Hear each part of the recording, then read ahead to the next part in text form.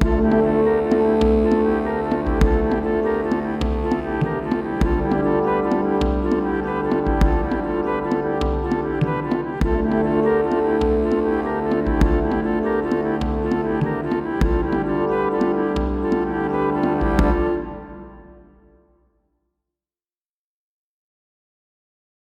Paris Saint-Germain family, it's episode 1 of PSG Monthly, and today we'll be going through the January month in 2024, the first month of 2024, and I'm joined by PSG Club Boys. Is that how you pronounce it? It's Boise. Yeah, it's Boise. We Americanized the word. Yeah, if you were saying it in French, then yeah, you'd have it right. Or Bois. That's what the city was named after. But yeah, it's Boise. That's how we say it here in the U.S. All right, nice, Yeah. nice. So, how do you feel the January month has gone so far? Yeah, it's been a bit of it's a different month. We've got a couple cup matches and a lot of squad rotation, especially with the winter, sort of a short winter break having been around Christmas time. But it's I do think it's funny how few competitive or tough matches we've got during January. The Trophee de Champion against Toulouse, and then two league games, but then a couple of cup games where we roll over our opponents. But then on the other hand, February is going to be packed with matches. I think we've got something like 8 matches in 1 month. So, Yeah. but yeah, now's the time to get healthy, to figure everything out, and yeah, lead up to a strong February, because February is going to be crucial. Huge month, huge month. I mean, it's just not just for PSG. That is the big month for most clubs, because that's when the Champions League is back. The cup games start stacking up. The league becomes more interesting, and I mean, you can't really drop points. But from the victory that you mentioned, the 2-0 victory over Toulouse, what were your takeaways from that game? Obviously, Toulouse, they're not as strong as they were last season. Losing a player like Van den Bomen will hurt any club. But were there still a lot of positive takeaways from that game, in your opinion? Yeah, it was a pretty good game. I feel like what we've seen a couple times throughout the year, especially in Champions League matches, is that our finishing has been pretty poor. The midfield's doing good. A lot of people thought that us losing Verratti would hurt us, and I'd say the midfield's been about as good as last season. It's just the finishing's not quite there, and while Kylian Mbappe, his finishing has been great in the league, in the Champions League, he's just got really unlucky. He should have a lot more goals, but but for the most part, he's been great as always. But guys like Kolo Muani and Goncalo Ramos, those guys are just really struggling to finish chances, and I feel like we saw that a little bit in that game. But decent defensively. Not great defensively, though. I think we've kind of seen that the defense might be our weakest unit of the three, between defense, midfield, and attack, and that's just kind of weird, given that they're probably the most experienced group. But no, solid match overall. These kind of matches, I feel like, are more about just winning the match, and you don't have to play super well. Just get the trophy, because it's okay if we're playing kind of sloppy in January, but as long as we've got it dialed in and figured out by February, then we'll be fine. But a lot of people, including myself, felt that the first half versus Toulouse is probably the best half I've seen from PSG. I mean, we completely dominated Toulouse in that first half. They didn't have they had like one chance towards the end of the half. It was complete domination from PSG. Yeah, Did you feel the same? Yeah, no, I agree, and that I feel like that kind of goes with my point that our finishing should have been better. We could have been up 3-0 at half, probably, but I think we were just up 1-0 at half, if I remember right. But yeah, it just goes back to that. It's the midfield's doing well to create chances. Guys like Vitinha have been good this year. Warren Zaire-Emery, he's not the most. He doesn't create the most chances. He's like a true 8, a true central midfielder, but he's been really strong. It's just about finishing the chances for us. I mean, we saw it in the Champions League as well, but against a club like Toulouse, it was never really going to hurt us if we didn't score all of our chances. But I guess it's a chance for the guys to improve, because if if the finishing that we've seen the last couple months is happening against Real Sociedad, then we might have some issues. But no, you're right. We really did dominate that half. It was an excellent way to come out of the winter break. And yeah, it just goes back to we could have been up 3-0 at half, but it's all right that we weren't. We got time to improve. I mean, looking at that game, I mean, the first goal came in beginning, Vitinha, great cross, Dembele, Mbappe lets it go, Kanye Lee scores. And then obviously Mbappe magic there towards the end. Do you think PSG is a bit too much reliant on Kylian Mbappe? And is that a bad thing? Is that a good thing? Yeah, so I think we are in attack. I think we are really reliant on Kylian, and it's fine right now while we're playing these kind of weaker teams, and it was good enough to get into the last 16 of the Champions League. But I feel like some of the greatest PSG teams have been teams that have an aerial threat. Like when we had Zlatan and Cavani, those guys were very, very good in the air. And the only guy we have like that right now is maybe Goncalo Ramos, but this team just isn't as good as at crossing and at delivery as they used to be. I mean, Angel Di Maria was great in that way. It's why he has the most assists in club history, I believe. We just don't have guys that are good at crossing. We have guys that are great in other ways, like Dembele and Barcola, great dribblers, and Dembele especially is very fast, but they're not the best at getting these balls to on the heads of attackers. So I think it's just I just always look back to matches like when Real Madrid won the Champions League a couple years ago. When in doubt, they when it was at the end of a game and their tactics hadn't worked, what they did is they just started throwing balls in the box and hoping someone got their head on it. And sometimes when that has to be your last resort, it's good to be able to score like that. And I just don't feel like this current PSG team can really score like that. So we'll see if it's an issue later in the year. I hope it isn't, obviously, but I think part of that goes to obviously Kylian's not the greatest in the air, which is fine. He's not like a pure 9. He's not a pure striker. He's a wide forward, if anything. But it's just I feel like it's good to have one or two guys who, when in doubt, you can just lob up across to them and they can maybe get their head on it. And just feel like it'd make us a little more dynamic in attack. Yeah, I definitely agree that when PSG fail to take the lead, when the opposition team has the lead against us, it's so hard for us to, penetrate that defensive block. Yeah. We saw the versus Newcastle when they were 3-0 up, they just defended like the entirety of the second half, and we just couldn't. Sure, there was one moment of brilliant magic from Warren, that chip over the defense, but that was it. Against Milan, when they were 2-0 up, they sat back the last 30, 35 minutes. And again, we tried those crosses, but nothing worked. We even tried putting Marquinhos in the attack and everything, but... So you mean PSG at one, like, I think the best attacking way for us is not counter-attacking, but semi-counter-attacking. When they have the ball, they are pushing up and we get a counter-attack. That's how we score most of our goals, by pressing and winning the ball back. But we can't score against deep blocks. And as you said, having a Goncalo, even a Kolo Muani, just someone that can score those kinds of dirty goals, as you said. Yeah, that's exactly it. And all the matches that you referenced were perfect examples. When we get down, they always struggle to... It's kind of like they have to score first. It makes it a little tough on us. Another game that I look back to is against Clermont. It was in September, I believe. Yeah. It was a 0-0 draw. I think it was right before a Champions League match. And we had so many chances, but by the end of that game, the last half hour, Clermont just sat back in a low block. And of course, it's tough to score on any low block, but I feel like you just see teams like Manchester City or Real Madrid or this season Inter Milan in Serie A.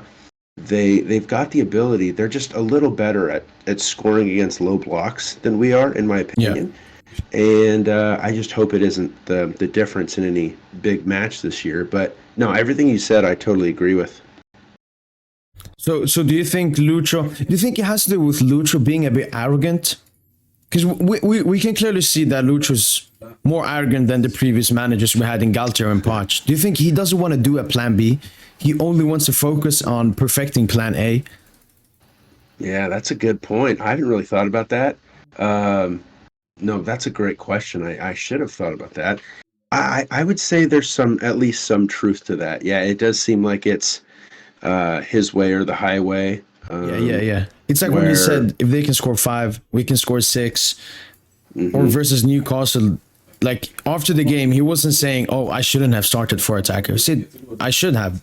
They should just have performed better."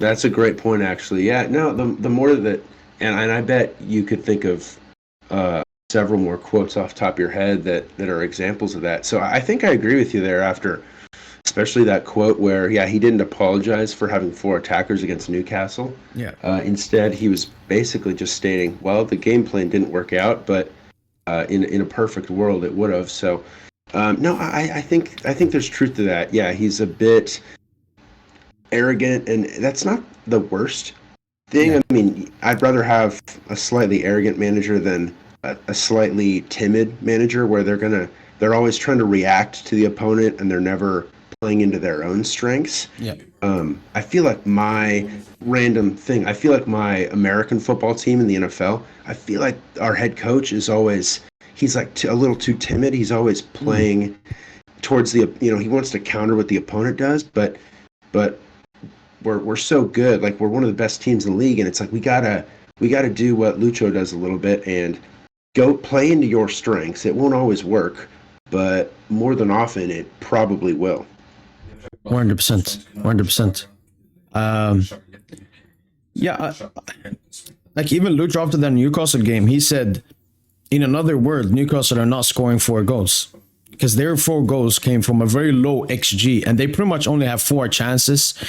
The first one being a clear mistake by Marquinhos, and the second one potentially being a foul, a handball there in the box. So the Newcastle were definitely a bit fortunate.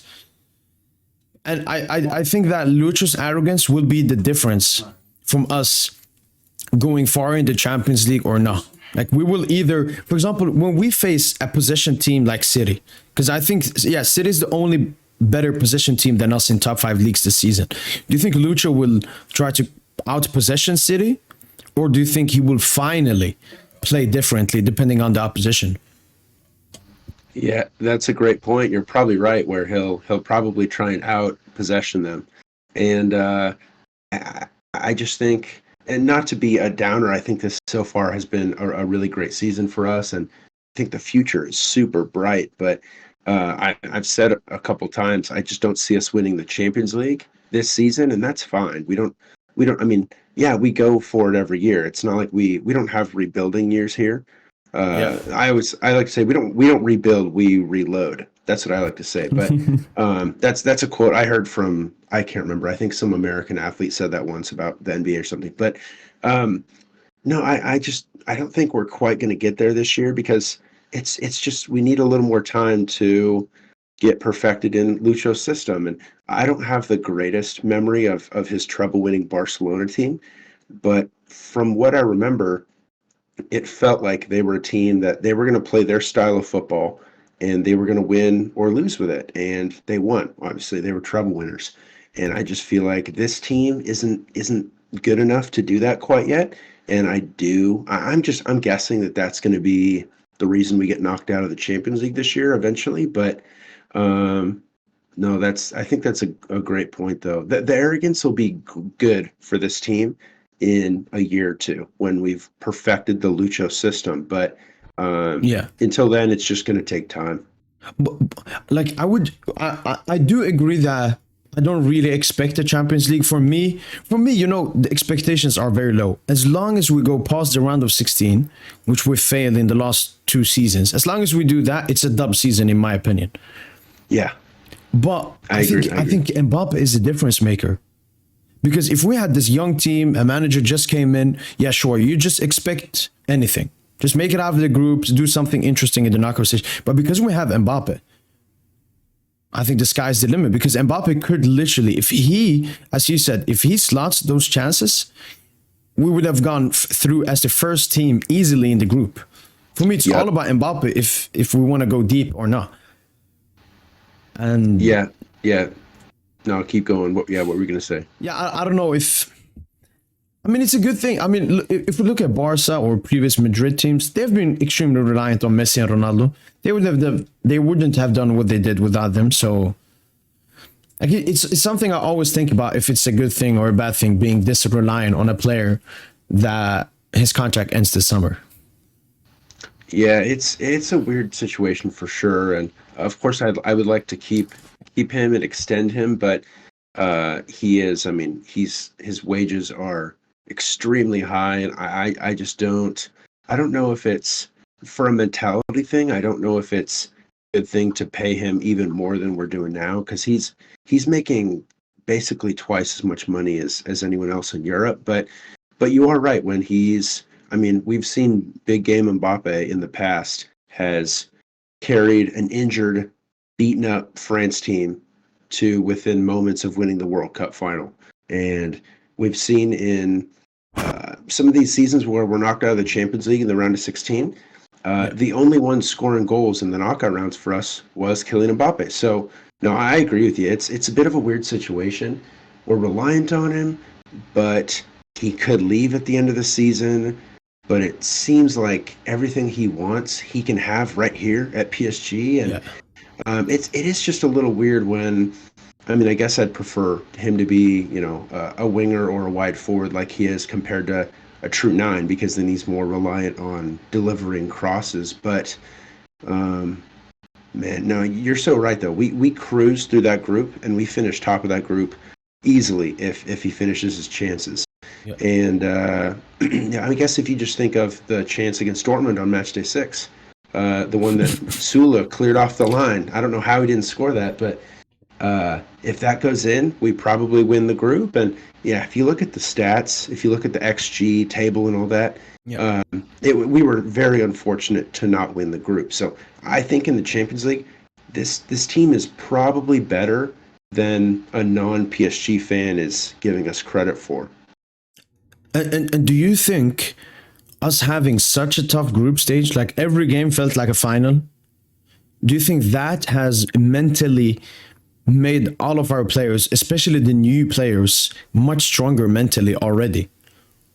Yeah, perfect point. Thanks. Like City and Real, they cruised through their groups. Like they didn't learn anything. They didn't take any lessons from their group. Yeah. Whilst we, like Lucas, changed the lineup, changed formation, changed players. Like he's game by game, he's taking lessons from them.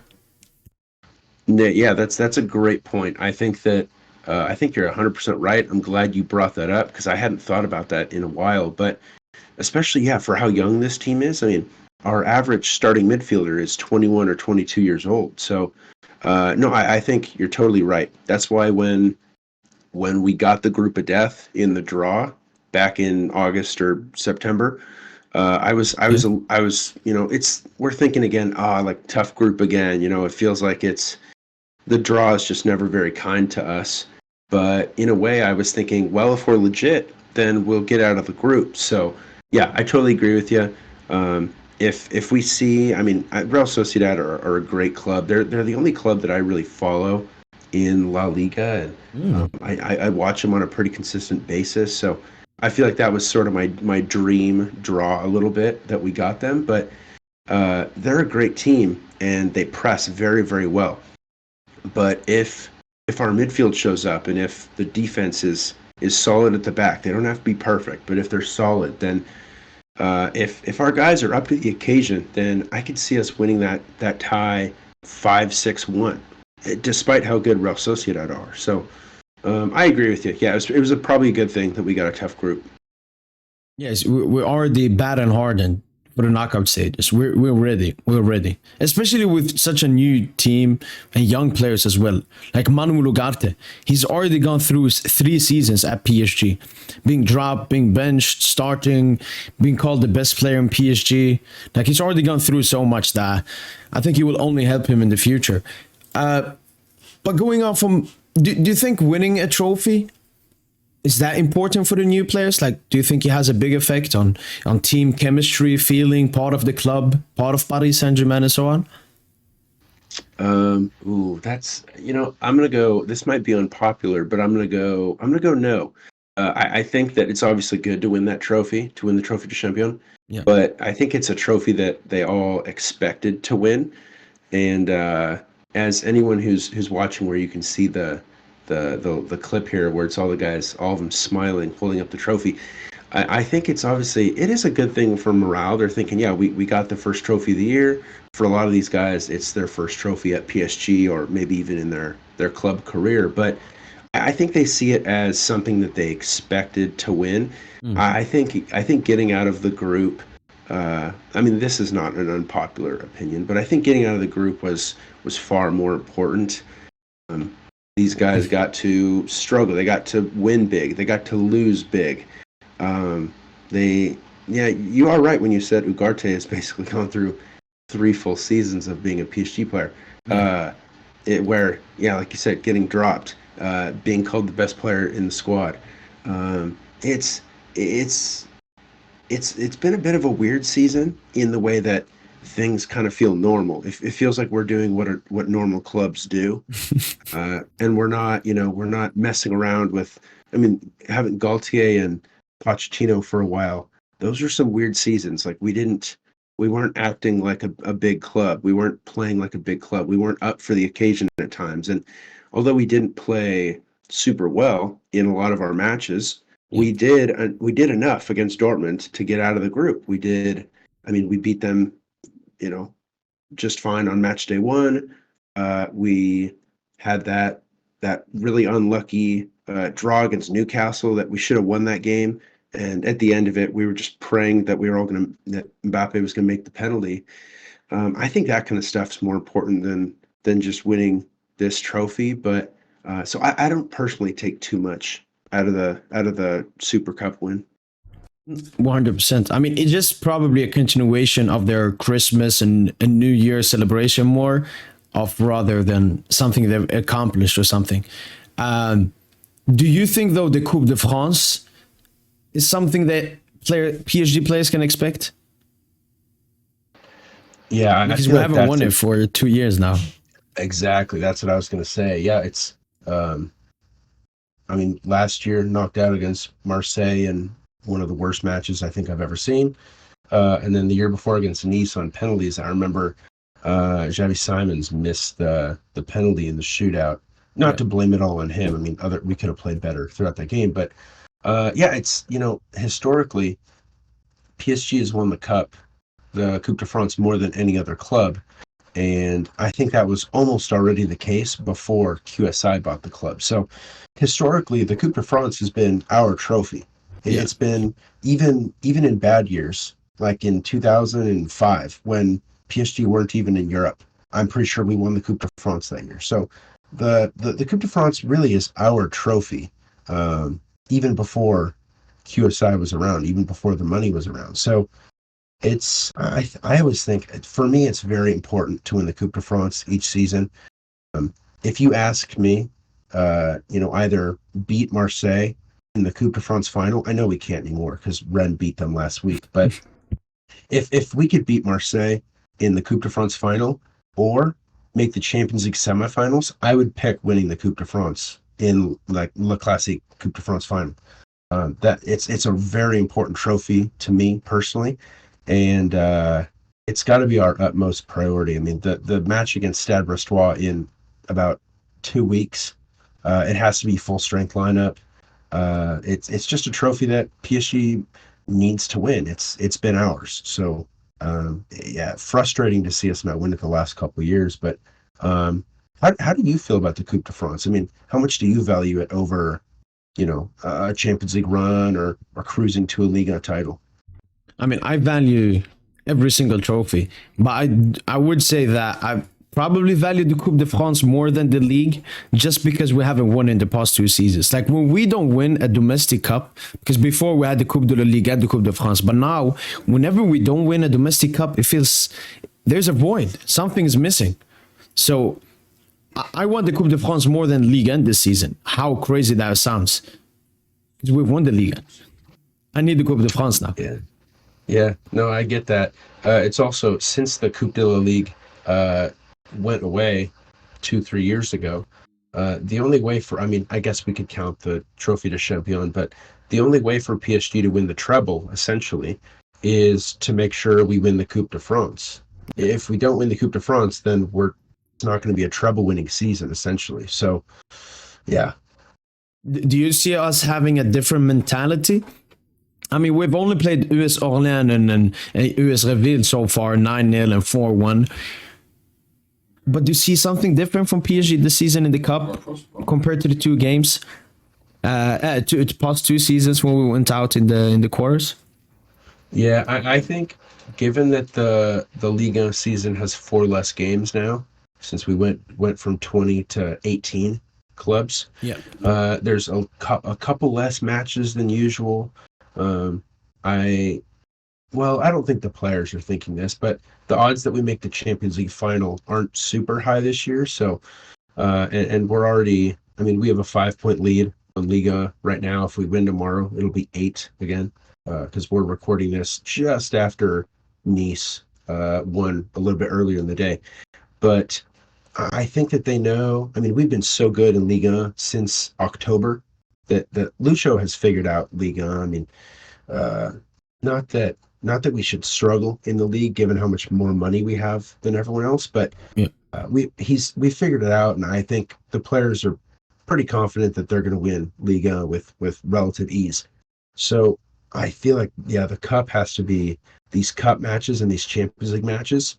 At this point, they got to take priority over Liga for me. So I agree with you on that point. I would probably, well, I don't know. People would talk a lot of smack about us if we didn't win Liga, but the Coupe de France is probably just as important to me this season. So I agree with you there. 100%. I mean, as you said, coming up against Brest, third place team in the league, that's a tough matchup. They won that. Plus, winning Coupe de France gives you a qualification to Europa League, right?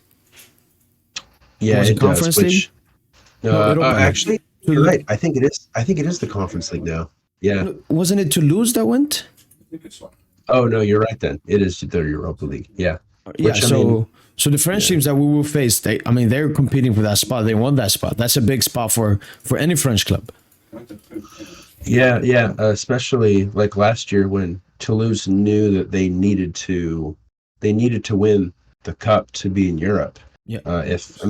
I think Stade Brestois know at this point that they'll likely be in Europe next year. I mean, they've been the surprise team of the season so far, and no big standout players there, but just a really solid team. They're solid defensively. They're solid in attack. They've been really consistent this year, and I could see them maybe finishing above Nice at the end of the season, just because Nice have struggled to score goals, whereas I feel like Stade Brestois, they're a bit more, they can score goals when they need to. But yeah, a lot of these teams, I mean, and this is probably the best season that Stade Brestois have had in, oh man, my recent memory. I can't remember the last time they started a season so well. So yeah, they're going to be going 100% for this one. I'm just glad it's at the park. It'll be at home, so that'll give us an advantage. When you said before we should line up with the best players and so on, we can clearly see that Goncalo and Kolo Muani are backups when it comes to Lucho. Should he still start Goncalo and Kolo as he's done in Coupe de France against Stade de Brest and potentially in the semifinal and in the final, just to give them minutes?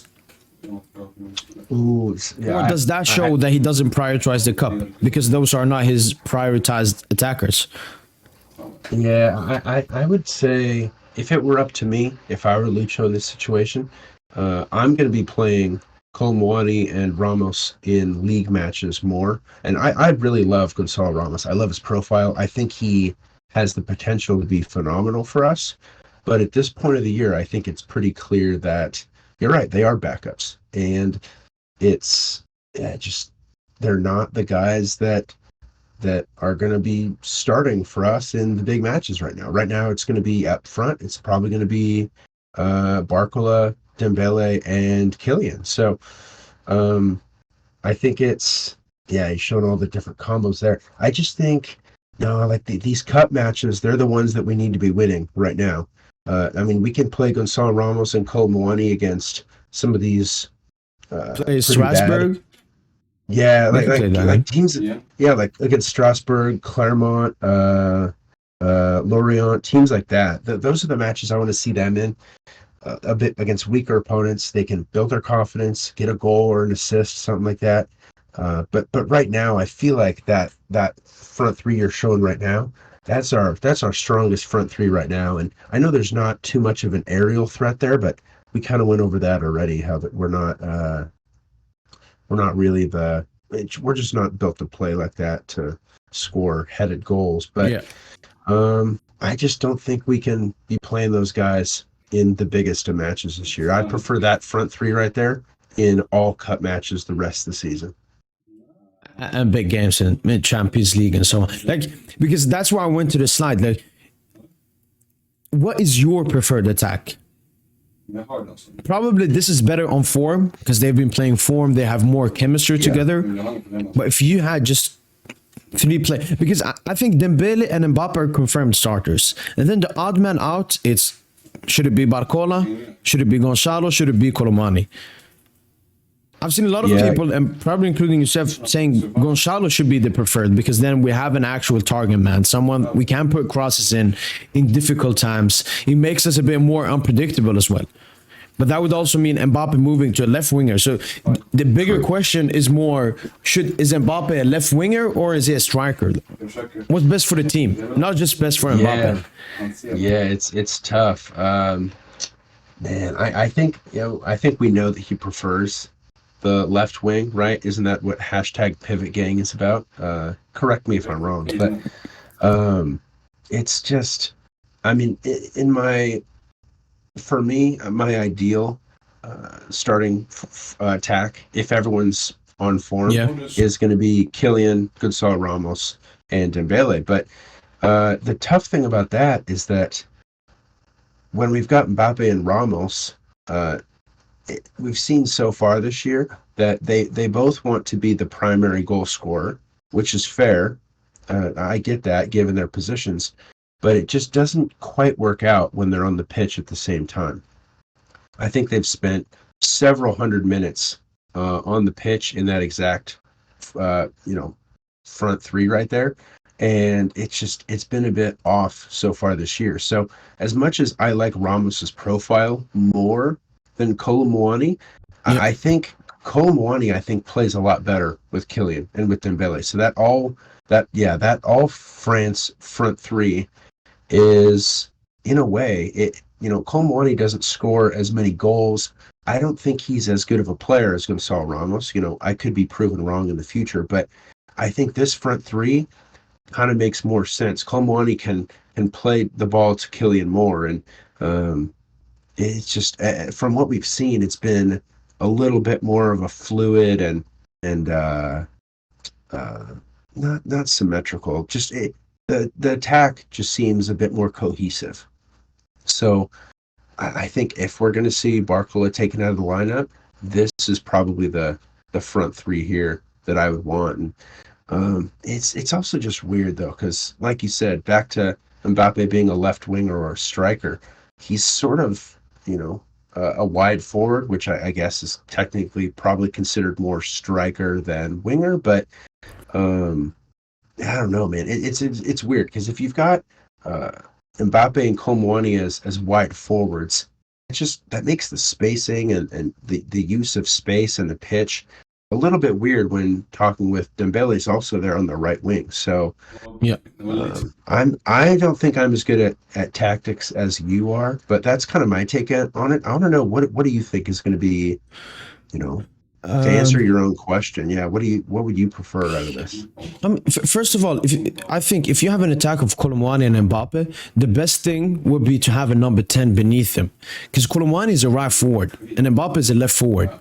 So Mbappe could roam in the left spaces and in the center spaces, and Kolo Muani on the right and in the center. But we don't have a number 10. We have a right winger in Dembele. Correct. So as you said, Dembele and Kolo, sometimes they're using the same kind of space. That's where Kolo Muani likes to do. A Frankfurt was mostly counter-attacking football, but even when he's playing a deep block, he likes to go to the right side. But with Dembele being there, it's pointless. So that's why Kolo Muani doesn't suit me either, because he's not really a striker. With Mbappe wanting to go up top and Dembele on the right side, I don't see a position for him. Goncalo, the issue with me with this is we saw Dembele, Mbappe, Ramos versus Monaco, which is probably the best all-around 90 minutes game, in my opinion, against a tough side.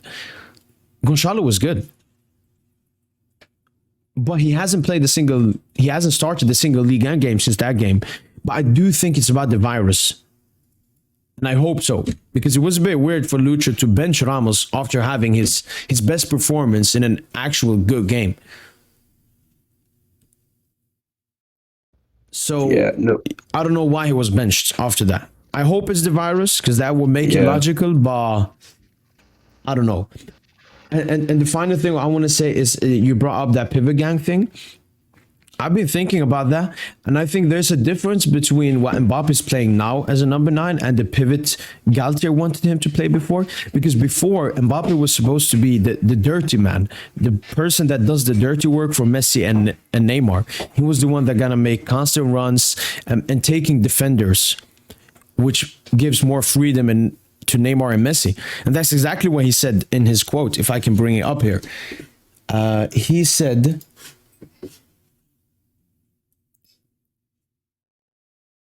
this is what he said: I play differently with France. I'm asked other things here compared to with my club. I have a lot of more freedom here. The coach knows that there is a number 9 like Olivier who occupies the defenses, and I can walk around and go into space. In Paris, it's different. There isn't that. I'm asked to do the pivot. It's different. So what he's saying is, last season, he was asked by Galtier and PSG to do the dirty work for Neymar and Messi, which was making runs and occupying the defenders. But that's not what Lucho asked from him to being a number 9 this season. This season is Dembele and Barcola doing the dirty job. They're making the runs. They are pressing. They're doing all of that. Mbappe is playing more as a Neymar Messi than a striker like last season. He's more playing as a number 10, as a false 9. I think what he meant by pivot gang was strictly, I don't want to be a target man. I don't want to be occupying defenders the entire game. I don't want to stand still in the box. I don't want to make constant runs. I want to have the freedom. So I think the striker Mbappe is playing this season under Lucho is not the same. He did not want to play last season under Galtier. Yeah. What do you think about that thought? Yeah. Good points. I'm glad you brought that up, because it's clear that you're a lot more knowledgeable on that than I am. But okay, that makes a lot of sense. I'm glad you explained it, because I frankly, I'm not awful with tactics, but that was just something that I never really fully understood. So, okay, the one point that you said, it was right at the beginning. I thought it was perfect that if we're going to play with Mbappe and Kolo Muani, then you're totally right. Playing as wide forwards would be perfect. But then, of course, Dembele can't be in that lineup. What I'm interested to see is next year, once Xavi Simons is back, if we see more of Mbappe left striker, Kolo Muani right striker, or wide forwards, whatever term you want to use. And then instead of Dembele being there on the right wing, we're getting Xavi Simons just behind them as a 10. If we're going to do that, that's something I would be excited to see. That's up to Lucho to figure it out and make it work. But that's something I'm kind of looking forward to. And something I saw some tweet today where Leipzig played today, and Xavi Simons was suspended due to too many yellow cards, and they lost 5-2 to Stuttgart, which Stuttgart's having a very good season. Their striker Guirassy is doing great. I don't know if he played actually today. He might be at AFCON, but Stuttgart's been very good this year, so they're no slouch. They're not a bad team at all. I really like watching them, but it's just, and I know it's just one match. You don't want to take too much from 90 minutes, but Xavi Simons, Leipzig, it felt like they really missed him in that match today. And without him, they've just been a lot worse team this year. So I know that the Bundesliga is a league that props up attackers, and the standard of defense isn't as high as some other top 5 or top 7 leagues. Yeah. but he's still. I feel like his quality is so apparent, and I feel like we get an Mbappe, Kolo Muani, and then just behind him is Xavi Simons next year. Oof. I feel like if Lucho can make that work, that can be an absolutely lethal attack. Yeah, the thing I like about PSG is we have so many different profiles. Like we Yeah, can play Mbappe on the wing, Mbappe up top, Goncalo up top, Barcola on the wing. We can play Barcola on the right. We can try Dembele on the left. That's what I like. And Chavi Simons would be another additional profile. There are some people inside of the fan base that would listen to maybe some offers for Chavi Simons. Do you see Chavi Simons as absolutely unsellable? oh, I mean, technically, no one's unsellable. If someone's going to come in with 200 million for him, then I'd probably say yes to that. But um, man, it's weird though because we're hearing all this, and it could just be rumors. You know, nothing's been confirmed. Xavi Simons hasn't said anything, but we're hearing these rumors that he might want to go stay another year at Leipzig on loan, or Yeah. teams are going to be putting in offers, and he's interested in that. It feels like the guy plays. He technically plays for PSG, but it feels like he'll almost never be here. It's kind of a weird Yeah. situation. I don't think I've ever seen it before, but um, man, if the thing is, none of us are going to know this as fans, but if Lucho behind the scenes has talked to him and said, "Hey, uh, you're going to be our 10 or our left winger, or Yeah. you're going to be a crucial part of the attack next year." If he says yes, I want to do that, then great. The rumors are kind of weird, but I'm not too worried because if he knew he didn't want to be here, then he wouldn't have signed with us back in the summer. Exactly. Yeah. Yeah, Yeah, I mean, and he put the clause there because yeah, he did he always wanted to return to PSG, but just exactly. under his circumstances, because he knows how he felt when he was just rotting on the bench under Poch and Leonardo, and he didn't want that part two. But Yeah, why I'm not worried about this Chavi Simons, maybe one extra loan and all of that. Why I'm not scared? It's because it's RB Leipzig. If it was any other club, you could be a bit scared that Chavi gets an affection and a great relationship with that club and forgets maybe a bit of about PSG and is like, yeah, let me try this out. But because it's RB Leipzig, I have no fear. Why? Because they're a selling club. Simons knows if he stays at Leipzig, they would just sell him to another club. yeah, that's a good point actually. For a second there, I thought you were going to reference their club culture and history, how they were formed like 12 years ago. Oh. I thought that's what you were going to go towards, but No, it's more like it's very hard to create a legacy at yeah, Leipzig because they're gonna sell you yeah. at some point. They're not gonna keep you. Yeah, that's a great point. And yeah, sorry, I had to mute myself as I coughed right there. I'm a little bit sick, but Okay. no, yeah, great point. They are a selling club at the end of the day. So no, that's actually, I'm glad you said that. Really good point. Yeah, he knows that eventually, if he balls out at Leipzig for a year or two, if he was on a permanent contract there, you're right. Eventually, he's getting sold to Liverpool, Chelsea, Yeah. maybe someone like Juventus or Bayern or us or a La Liga club. So, yeah, that's a good point. Yeah, and from what I know and what the reports are saying, it's mostly Leipzig that are pushing to keep Chavi Simons for one extra season because, as you said, he's been so good and so important for them, rather than Chavi Simons thinking about staying in Leipzig. Because his future, like he wants to Yeah. succeed at PSG. I think that's clear for everyone to see. Do you remember in the beginning of last summer? Not this past summer, the last one before that, when PSV posted like, "Oh, we've bought him," that he's gonna stay at PSV when they got him in the Yeah, beginning. yeah, I remember that. Yeah, And I think Leipzig, they're trying to be as a bit cocky as well, like Chavi's ours. But deep down, yeah, everybody knows he will come. But what I meant before with unsellable, do you think because of the like he's been at the academy, he's been with the club for a long time? Do you think he has a more special place for you compared to other PSG players that are not from the academy? yeah. Great point. It's kind of doesn't feel like it because he hasn't really been here in a while. Um, but I think you're right. I think once he gets back at the club and once he starts playing with us and he's a regular, then I think the fan base is going to feel exactly like what you just said. They're going to feel like, yeah, this is our guy. He technically is a youth academy graduate of us. I believe his professional debut was with PSG. So he is one of our TTs at the end of the day, even though he started and was at Barcelona for a long time. So Yeah. it's hard to feel like that right now a little bit because he hasn't been here in 2 years and he's never been a significant starter.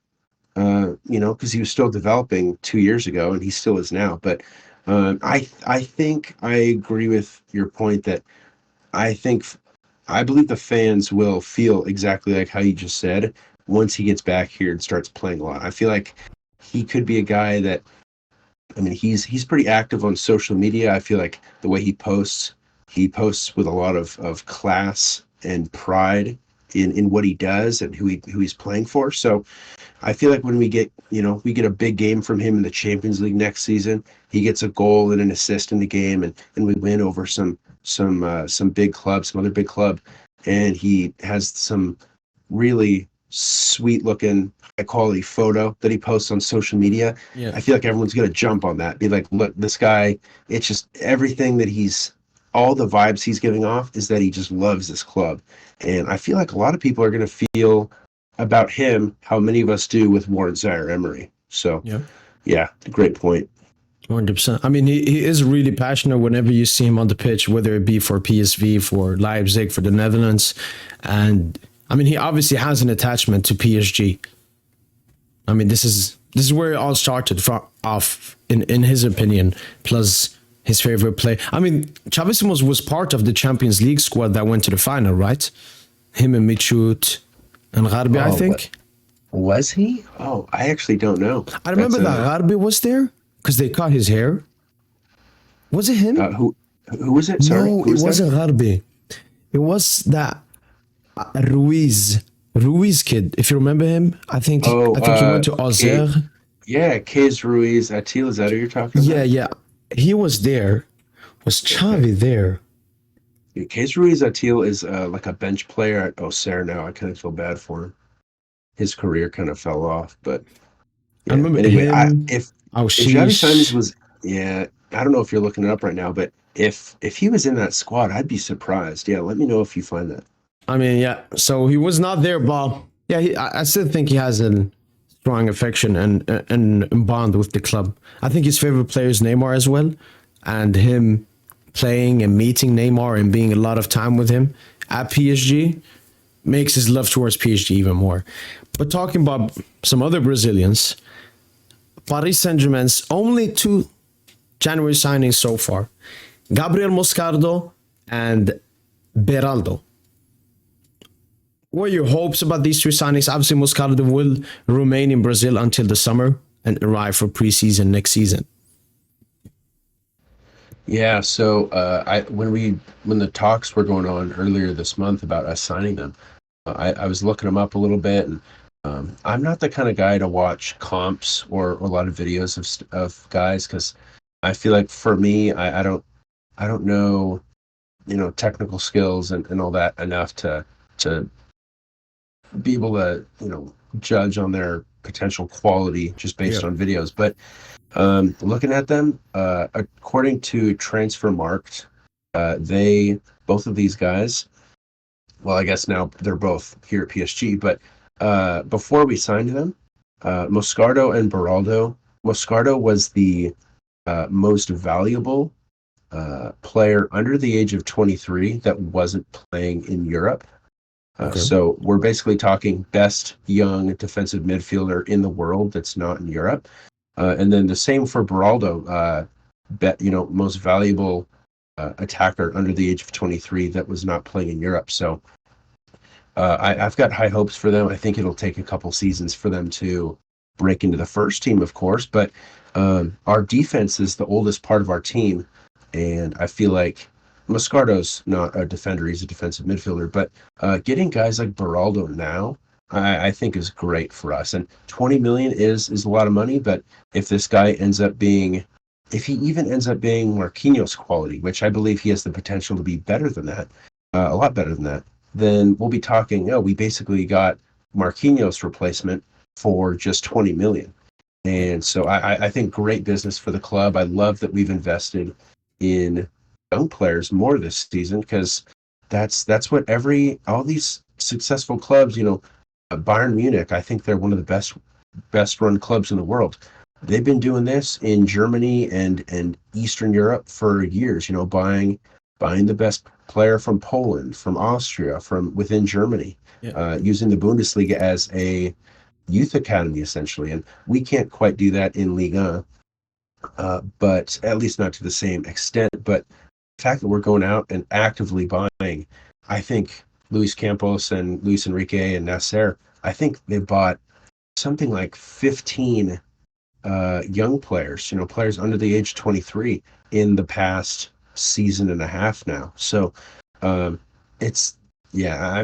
extremely confident and optimistic about what this team could look like in 2 or 3 years, when some of these guys, imagine if Beraldo and Moscardo end up being, at very good players, even if they don't end up being world class. Imagine if they end up being at the level like for Moscardo, let's say he ends up being at the level of like Idrissa Gueye back in the day.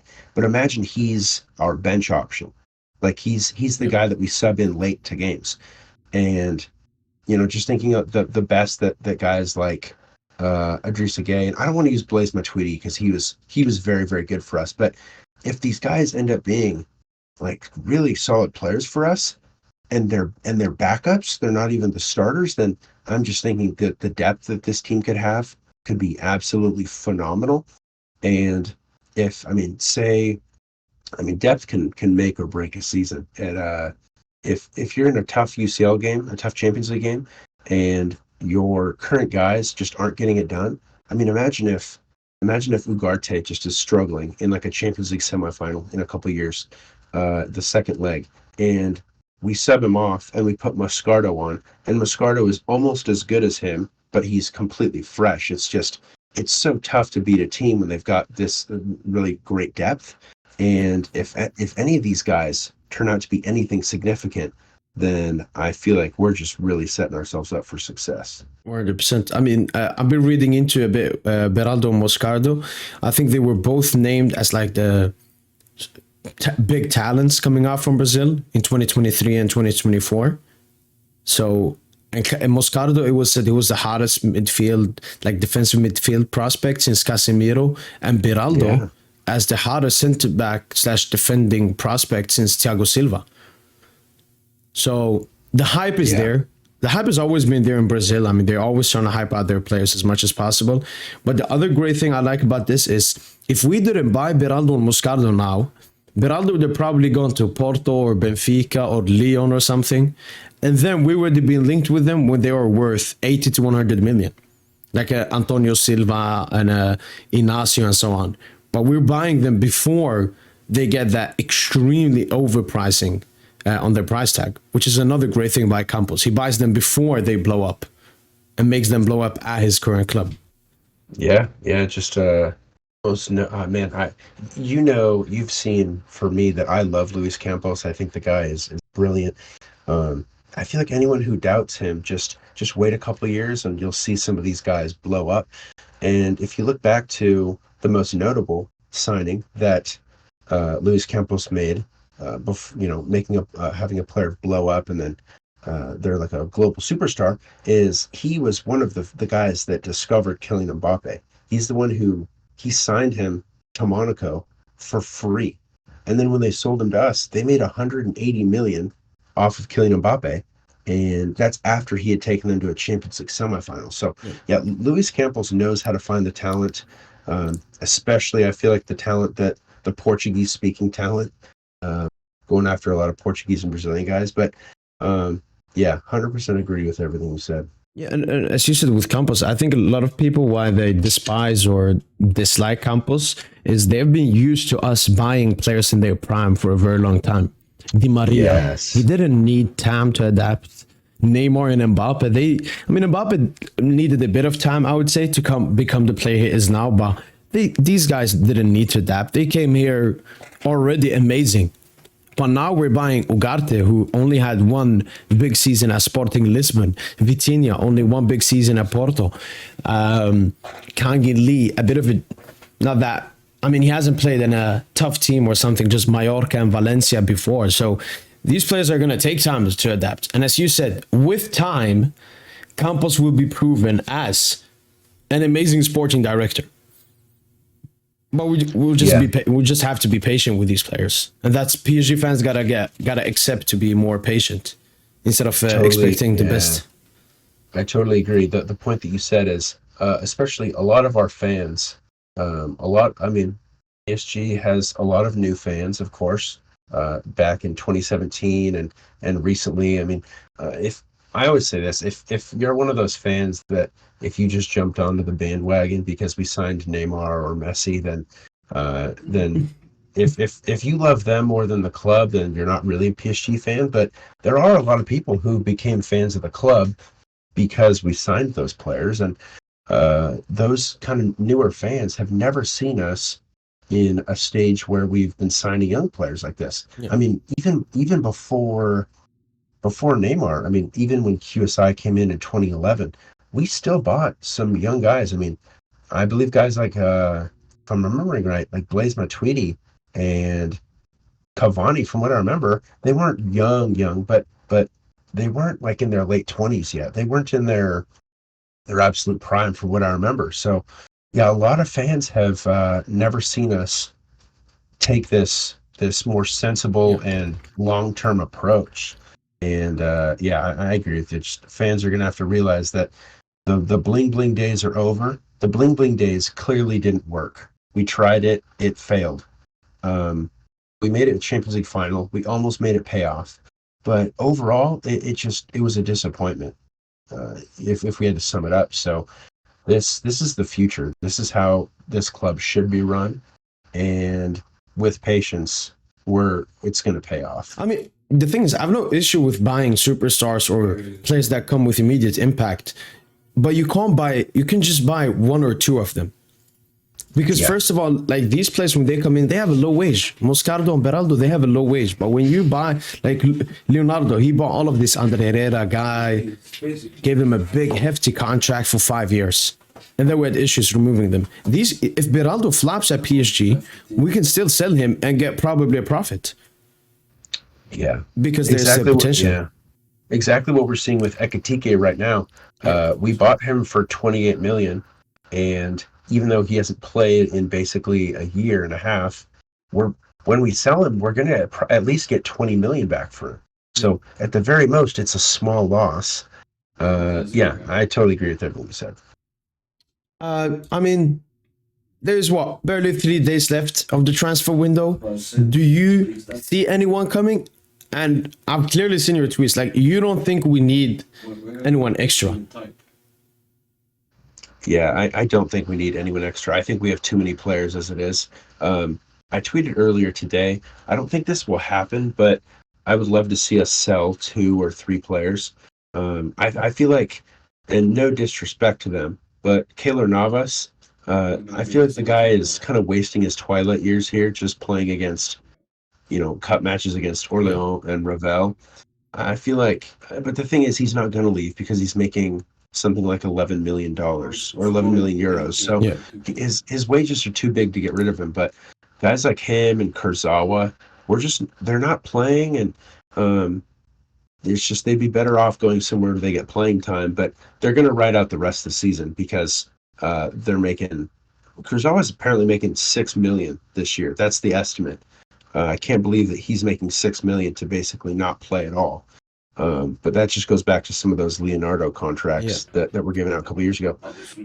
But I would like to see Ekitike get sold. I think he needs to get sold, even if it's just for 23 million. I just think he needs to. We just got to get rid of him. Just say, we didn't really give you a fair shot, but sorry, it's not going to work out. And then I don't know how Enrique feels about Mukiele, but if he doesn't rate Mukiele, then I don't really get it. I think Mukiele is a great rotational player, but if he's not part of Enrique's plans, then I think we really need to sell him now, but I don't see that happening either, as Bayern Munich bought Sasha Bowie Yeah. earlier this morning. So at least, I think we at least got to get rid of Ekitike and then maybe send Sharon Doer or Lamina on loan or something like that. But yeah, I want to see a couple guys go out. We don't need anyone in, honestly. Just keep letting this young squad play and get develop. Yeah. 100%. 100%. I do think the uploading, but as you said, with Navas and Kurzawa, they're probably going to just see off their contracts, and then they will want to get a signing on bonus with their new club that they're going to go to, probably Saudi or Turkey or somewhere. I mean, they're just players that don't care about their career anymore. And lastly but not least, the tough fixtures ahead of us. So you think in the cup game, we should focus more on the cup game than the Strasbourg game? Should we focus more on the cup game than the Lille game? Ooh, that's just a good question. 4 days ahead of Sociedad. Like, I wish we had a weaker opponent in that game we could rest. Totally agree. Given the tough schedule though, Stade Brestois and then Lille, those are both good teams. Those are basically Europa League quality teams. So, I would prioritize the cup game against Stade Brestois there that you guys can see on February 7th. Yeah. And if I would put out a little bit of a weaker lineup against Lille, I know we might draw or lose that game, but I feel like anyone who's having any sort of fitness issues needs to be rested for that game because, we if we don't play well in the Champions League, then that match against Real Sociedad will be our last home Champions League game of the season. And I don't want to be playing guys who are only at 80 or 90% going into that game. So, yeah, I would rest guys against Lille. It's okay if we take a draw or a loss in that, honestly. But the thing is, you still want to get game rhythm from your players. So it's a bit tricky. Like, you want to get game rhythm, but you don't want to risk them. And it's Strasbourg, then Brest, then Lille, then Sociedad in 2 weeks, 4 games in 2 weeks. That's tough.